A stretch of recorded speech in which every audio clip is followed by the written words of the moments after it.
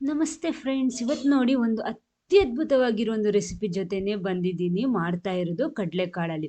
ಒಮ್ಮೆ ಮಾಡಿದರೆ ಪದೇ ಪದೇ ಇದೇ ವಿಧಾನದಲ್ಲಿ ಮಾಡಬೇಕು ಅಂತ ನಮಗೆ ಖಂಡಿತ ಅನಿಸುವಂಥ ಒಂದು ರೆಸಿಪಿ. ಬನ್ನಿ ನೋಡೋಣ ಇದು ಹೇಗೆ ಮಾಡೋದು ಅಂತ. ನೋಡಿ, ಅದಕ್ಕೋಸ್ಕರ ನಾನಿಲ್ಲಿ 1 ಕಪ್ ಕಡಲೆಕಾಳು ನಾನಿಲ್ಲಿ ರಾತ್ರಿ ಇಡೀ ನೆನೆಸಿಟ್ಟಿದ್ದೆ. ನೋಡಿ, ಇವಾಗ ಚೆನ್ನಾಗಿ ತೊಳೆದು ನೆನೆಸಿಡಬೇಕು. ಚೆನ್ನಾಗಿ ವಾಶ್ ಮಾಡಿ ನೆನೆಸಿಟ್ಕೊಳ್ಳಿ. ನೋಡಿ, ಇವಾಗ ಬೆಳಿಗ್ಗೆ ಆಗುವಾಗ ಕರೆಕ್ಟ್ ನೆಂದು ಕರೆಕ್ಟ್ ಸಿಕ್ಕಿದೆ. ಇವಾಗ ನೋಡಿ ಈ ರೀತಿ ಇದೆ. ಇನ್ನು ಇದನ್ನ ಬೇಯಿಸ್ಬೇಕು. ಎಲ್ಲ ಕೂಡ ಕುಕ್ಕರಲ್ಲಿ ಹಾಕೊಳ್ಳಿ. ಫುಲ್ ಆಗಿ ಹಾಕ್ತಾ ಇದ್ದೀನಿ. 1 ಕಪ್ ತಗೊಂಡಿರೋದು. ಆಮೇಲೆ ಅದಕ್ಕೆ ರುಚಿಗೆ ತಕ್ಕಷ್ಟು ಉಪ್ಪು ಸೇರಿಸ್ಕೊಳ್ಳಿ. ಬೇಯೋದಕ್ಕೆ ಎಷ್ಟು ನೀರು ಬೇಕೋ ಅಷ್ಟು ಮಾತ್ರ ನೀರು ಸೇರಿಸ್ಕೊಂಡ್ಬಿಟ್ಟು ಇದನ್ನ ಒಂದು 3 ವಿಸಿಲ್ ತನಕ ಮೊದಲು ಬೇಯಿಸ್ಬೇಕು. ನೋಡಿ, ಈ ರೀತಿ 3 ವಿಸಿಲ್ ತನಕ ಬೇಯಿಸ್ಕೊಳ್ಳಿ. ನೆಕ್ಸ್ಟ್ ನಮಗೆ ಬೇಕಾಗಿರೋದು ನೋಡಿ, ಇದು ಎಳೆಯ ಗೇರು ಬೀಜ ಅಥವಾ ಗೋಡಂಬಿ ಅಂತೀವಿ ನಾವು. ಇದು ಹಳ್ಳಿ ಕಡೆ ಎಲ್ಲ ಸಿಗುವಂಥದ್ದು. ಇದು ಸಿಕ್ಕಿಲ್ಲ ಅಂದರೆ ನೀವು ನಾರ್ಮಲ್ ಗೋಡಂಬಿ ಉಪಯೋಗಿಸಿದ್ರು ಆಗ್ಬೋದು. ಇದನ್ನು ಮೊದಲು ಒಂದು ಬೌಲಲ್ಲಿ ಹಾಕ್ಕೊಳ್ಳಿ. ಅದಕ್ಕೆ ಬಿಸಿ ಬಿಸಿ ನೀರು ಸೇರಿಸಬೇಕು. ಅಂದರೆ ಅದರಲ್ಲಿ ಸ್ವಲ್ಪ ಸೊನೆ ಇರುತ್ತೆ, ಇದು ಫ್ರೆಶ್ ಆಗಿರೋದು. ಆಮೇಲೆ ಅದರ ಸಿಪ್ಪೆ ಈಸಿಯಾಗಿ ನಮಗೆ ತೆಗಿಬಹುದು. ಇದನ್ನು ಮುಚ್ಚಿಟ್ಕೊಳ್ಳಿ. ಒಂದು ಹಾಫ್ ಆನ್ ಅವರ್, ಅರ್ಧ ಗಂಟೆ ಬಿಟ್ಟು ಇದನ್ನು ತೆಗೆದ್ರೆ ನಮಗೆ ಕರೆಕ್ಟ್ ಅದು ಸಿಪ್ಪೆ ಎಲ್ಲ ತೆಗಿಲಿಕ್ಕೆ ಬರುತ್ತೆ ಅದು. ನೋಡಿ, ಅಂದರೆ ಇದು ಎಳೆಯ ಗೇರು ಬೀಜ. ಇದು ಏನು, ಹೇಗೆ ಇದನ್ನು ಕಟ್ ಮಾಡೋದು ಅದೆಲ್ಲ ಒಂದು ವಿಡಿಯೋ ನಾನು ಹಾಕಿದ್ದೀನಿ. ಲಿಂಕ್ ಡಿಸ್ಕ್ರಿಪ್ಷನ್ ಬಾಕ್ಸಲ್ಲಿ ಹಾಕ್ತೀನಿ. ಇದರ ಮೇಲ್ಗಡೆ ಲಿಂಕ್ ಕೂಡ ಇರುತ್ತೆ. ನಿಮಗೆ ನೋಡಬೇಕು ಅಂತ ಇದ್ದರೆ ಒಂದು ಸಲ ಚೆಕ್ ಮಾಡ್ಕೊಳ್ಳಿ. ಫ್ರೆಶ್ ಆಗಿರುವಂಥ ಎಳೆಯ ಗೇರು ಬೀಜ. ನೋಡಿ, ರುಚಿ ಅಂತೂ ಅದ್ಭುತವಾಗಿರುತ್ತೆ. ಇದು ಸಿಗೋದು ಸ್ವಲ್ಪ ಅಪರೂಪ. ಸಿಕ್ಕಿದ್ರೆ ನೀವು ಇದನ್ನು ಉಪಯೋಗಿಸ್ಕೊಳ್ಳಿ, ಅಥವಾ ನಾರ್ಮಲ್ ಗೋಡಂಬಿ ಕೂಡ ಉಪಯೋಗಿಸ್ಬೋದು. ನೋಡಿ, ಈ ರೀತಿ ಆರಾಮವಾಗಿ ನಮಗೆ ಸಿಪ್ಪೆ ತೆಗಿಬೋದು. ರಸವನ್ನ ಎಲ್ಲ ಹೋಗುತ್ತೆ. ನೋಡಿ, ಈ ರೀತಿ ಬಿಸಿನೀರಲ್ಲಿ ಹಾಕ್ಕೊಂಡ್ರೆ ಈ ರೀತಿ ನಮಗೆ ಈಸಿಯಾಗಿ ತೆಗಿಯೋದಿಕ್ಕಾಗುತ್ತೆ. ಇದು ಫ್ರೆಶ್ ಆಗಿ ಕಟ್ ಮಾಡಿಟ್ಟಿರೋದು. ನೋಡಿ, ಈ ರೀತಿ. ಇನ್ನು ಇದನ್ನೆಲ್ಲ ಕೂಡ ಇದೇ ರೀತಿ ಕ್ಲೀನ್ ಮಾಡಿಬಿಟ್ಟು ತೊಳೆದು ರೆಡಿ ಮಾಡ್ತೀನಿ. ನೋಡಿ, ಎಲ್ಲ ಫ್ರೆಶ್ ಆಗಿ ರೆಡಿಯಾಗಿ ಸಿಕ್ಕಿದೆ. ಅಷ್ಟೊತ್ತಿಗೆ ಇದು ನೋಡಿ 3 ವಿಸಿಲ್ ಹೋಗಿ ಕರೆಕ್ಟ್ ಬೆಂದು ರೆಡಿ ಆಗಿದೆ ಇದು ಇವಾಗ. ನೆಕ್ಸ್ಟ್ ನಾವಿವಾಗ ಈ ಎಳೆಯ ಗೇರು ಬೀಜ ಇದೆ ಅಲ್ವಾ, ಇದನ್ನ ಇವಾಗ ಹಾಕೊಂಡ್ಬಿಟ್ಟು 1 ವಿಸಿಲ್ ತನಕ ಬೇಯಿಸ್ಬೇಕು. ಕಡಲೆಕಾಳು ಇವಾಗ ಕರೆಕ್ಟ್ ಬೆಂದು ರೆಡಿ ಆಗಿದೆ. ಇದ್ರ ಜೊತೆನೆ ನಾನು ಇವಾಗ ಹಾಕೊಂಡ್ಬಿಟ್ಟು ಇನ್ನು 1 ವಿಸಿಲ್ ಬೇಯಿಸಿದ್ರೆ ಸಾಕು. ಅಂದ್ರೆ ಇದಕ್ಕೆ ಜಾಸ್ತಿ ಟೈಮ್ ತಗೊಳ್ಳಲ್ಲ ಬೇಯೋದಿಕ್ಕೆ. ಆದ ಕಾರಣ ಮಿಕ್ಸ್ ಮಾಡ್ಕೊಂಡ್ಬಿಟ್ಟು ನೀರೇನು ಸೇರಿಸಬೇಕಾದ ಅವಶ್ಯಕತೆ ಇಲ್ಲ. 1 ವಿಸಿಲ್ ತನಕ ಇದನ್ನ ಪುನಃ ಬೇಯಿಸ್ಕೊಳ್ಳಿ. ಅವಾಗ ಅದು ಕಡಲೆಕಾಳು ಕೂಡ ಜಾಸ್ತಿ ಆಗಲ್ಲ, ಸೆಟ್ ಆಗಿ ಸಿಗುತ್ತೆ ನಮಗೆ. ಓಕೆ, ನೆಕ್ಸ್ಟ್ ಒಂದು ಪ್ಯಾನ್ ಬಿಸಿ ಮಾಡಿಬಿಟ್ಟು ಅದಕ್ಕೆ ನಾನಿಲ್ಲಿ 1 ಟೇಬಲ್ ಸ್ಪೂನ್ನಷ್ಟು ಬೆಣ್ಣೆ ಹಾಕ್ಕೊಂಡಿದ್ದೀನಿ. ಬಟರ್ ಅಥವಾ ತುಪ್ಪನೂ ಹಾಕ್ಬೋದು, ಎಣ್ಣೆನೂ ಹಾಕ್ಬೋದು. ಆಮೇಲೆ ಗರಂ ಮಸಾಲ ಐಟಮ್ಸ್ ಎಲ್ಲ ಇದ್ರೆ ಅದೆಲ್ಲ ಹಾಕ್ಕೊಳ್ಳಿ. ನೆಕ್ಸ್ಟ್ ಒಂದು ಹಸಿಮೆಣಸಿನ್ಕಾಯಿ ಕೂಡ ಹಾಕ್ತಾ ಇದ್ದೀನಿ. ಎಲ್ಲ ಕೂಡ ಇದನ್ನು ಫ್ರೈ ಮಾಡ್ಕೊಳ್ಳಿ ಈ ರೀತಿ. ನೆಕ್ಸ್ಟ್ ಇದು ಸ್ವಲ್ಪ ಫ್ರೈ ಆದಮೇಲೆ ಇದಕ್ಕೆ ಈರುಳ್ಳಿ ನಿಮಗೆ ಗ್ರೇವಿ ಎಷ್ಟು ಬೇಕೋ ಆ ರೀತಿ ನೋಡ್ಕೊಂಡು ಹಾಕ್ಬೋದು. ನಾನಿಲ್ಲಿ ಒಂದು ದೊಡ್ಡ ಸೈಜಿನ ಈರುಳ್ಳಿ ಒಂದು ಹಾಕ್ಕೊಂಡಿದ್ದೀನಿ.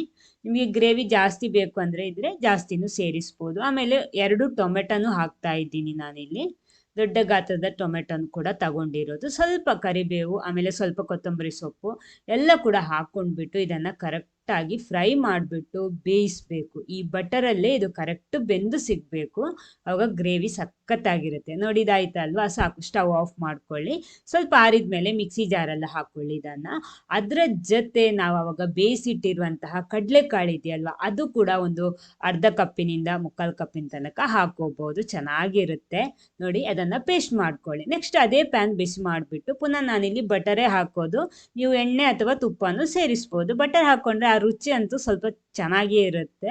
ಆಮೇಲೆ 1 ಟೀ ಸ್ಪೂನ್ನಷ್ಟು ಸಾಸಿವೆ, ಸ್ವಲ್ಪ ಸಾಸಿವೆನೂ ಅದರ ಜೊತೆ ಜೀರಿಗೆನೂ ಹಾಕ್ಕೊಂಡಿದ್ದೀನಿ.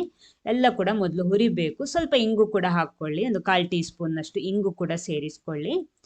ಎಲ್ಲ ಕೂಡ ಒಂದ್ಸಲ ಈ ಬೆಣ್ಣೆಯಲ್ಲಿ ಬಟರಲ್ಲಿ ಇದನ್ನು ಫ್ರೈ ಮಾಡಬೇಕು.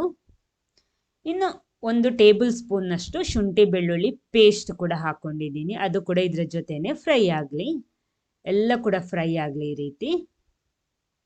ಇದು ಫ್ರೈ ಆದಮೇಲೆ ಇದಕ್ಕೆ ಸ್ವಲ್ಪ ಕರಿಬೇವನ್ನು ಸೇರಿಸ್ಕೊಳ್ಳಿ.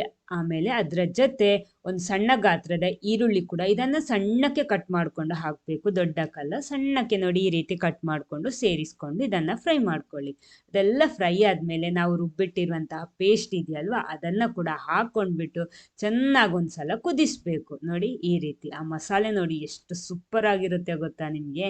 ನೆಕ್ಸ್ಟ್ ಅದಕ್ಕೆ ನಾವು ಬೇಯಿಸಿಟ್ಟಿರುವಂತಹ ಕಡಲೆಕಾಳು ಮತ್ತು ಆ ಎಳೆಯ ಗೇರು ಬೀಜ ಇದೆಯಲ್ವ, ಅದನ್ನು ಕೂಡ ಸೇರಿಸ್ಕೊಂಡು ಒಂದ್ಸಲ ಕರೆಕ್ಟ್ ಮಿಕ್ಸ್ ಮಾಡ್ಕೊಳ್ಳಿ. ಆಮೇಲೆ ಇದಕ್ಕಿರೋ ಮಸಾಲೆ ಹುಡಿ ಅರ್ಧ ಟೀ ಸ್ಪೂನ್ನಷ್ಟು ಅರಿಶಿನ ಹುಡಿ, 1 ಟೇಬಲ್ ಸ್ಪೂನ್ ಕೊತ್ತಂಬರಿ ಹುಡಿ, ಮೆಣಸಿನ ಹುಡಿ ನೀವು ಖಾರ ನೋಡಿಕೊಂಡು ಸೇರಿಸ್ಕೊಳ್ಳಿ. ಇದು ಜಾಸ್ತಿ ಖಾರ ಬೇಡ, ಕಾಶ್ಮೀರಿ ಚಿಲ್ಲಿ ಪೌಡರ್ ಯೂಸ್ ಮಾಡಿದರೆ ಉತ್ತಮ. ಇನ್ನೆಲ್ಲ ಕೂಡ ಒಂದ್ಸಲ ಮಿಕ್ಸ್ ಮಾಡಿಕೊಂಡು ಚೆನ್ನಾಗಿದು ಕುದಿ ಬರಬೇಕು. ಉಪ್ಪು ಬೇಕಿದ್ರೆ ನೋಡ್ಕೊಂಡು ಹಾಕ್ಕೊಳ್ಳಿ. ಇನ್ನು ನೀರೆಷ್ಟು ಬೇಕೋ ನೋಡಿಕೊಂಡು ಸೇರಿಸ್ಕೊಳ್ಳಿ. ನಿಮಗೆ ಗ್ರೇವಿ ಯಾವ ರೀತಿ ಬೇಕೋ ಆ ರೀತಿ ನೋಡಿಕೊಂಡು ನೀರು ಕೂಡ ಸೇರಿಸಿದರೆ ಸಾಕು.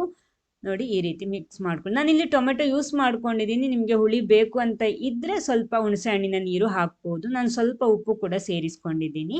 ಚೆನ್ನಾಗಿ ಕುದಿ ಬಂದ ಮೇಲೆ ಫೈನಲ್ ಆಗಿ 1 ಟೇಬಲ್ ಸ್ಪೂನ್ ಗರಂ ಮಸಾಲ, ಸ್ವಲ್ಪ ಕೊತ್ತಂಬರಿ ಸೊಪ್ಪು ಹಾಕ್ಕೊಂಡ್ಬಿಟ್ಟು ಮಿಕ್ಸ್ ಮಾಡಿದರೆ ಸಖತ್ತಾಗಿರುವಂತಹ ಇದು ಕಡಲೆಕಾಳು ಮತ್ತು ಎಳೆಯ ಗೇರು ಬೀಜದ ಗ್ರೇವಿ ಇಲ್ಲಿ ರೆಡಿ ಆಗುತ್ತೆ. ರುಚಿ ಅಂತೂ ಅದ್ಭುತವಾಗಿರುತ್ತೆ. ಒಂದ್ಸಲ ಟೇಸ್ಟ್ ಮಾಡಿದರೆ ಪುನಃ ಇದೇ ಮೆಥಡಲ್ಲಿ ಮಾಡಬೇಕು ಅಂತ ನಮಗೆ ಅನಿಸುತ್ತೆ. ಮಿಸ್ ಮಾಡಬೇಡಿ, ಇದೇ ರೀತಿ ಒಂದ್ಸಲ ಟ್ರೈ ಮಾಡಿ ನೋಡಿ. ಆಮೇಲೆ ಇದು ನಮಗೆ ಅನ್ನದ ಜೊತೆ ಆಗಲಿ, ದೋಸೆ, ಚಪಾತಿ ಯಾವುದ್ರ ಜೊತೆ ಬೇಕಿರೋ ನಮ್ಗೆ ಇದನ್ನು ಸರ್ವ್ ಮಾಡ್ಬೋದು. ಅಷ್ಟು ಸಖತ್ತಾಗಿರುತ್ತೆ. ಈ ವಿಡಿಯೋ ನಿಮ್ಗೆ ಇಷ್ಟ ಆದರೆ ಒಂದು ಲೈಕ್ ಕೊಟ್ಬಿಟ್ಟು ಎಲ್ಲರ ಜೊತೆ ಶೇರ್ ಮಾಡಿ. ಫಸ್ಟ್ ಟೈಮ್ ಚಾನಲ್ ನೋಡೋರು ದಯವಿಟ್ಟು ಚಾನಲ್ ಸಬ್ಸ್ಕ್ರೈಬ್ ಮಾಡಿ.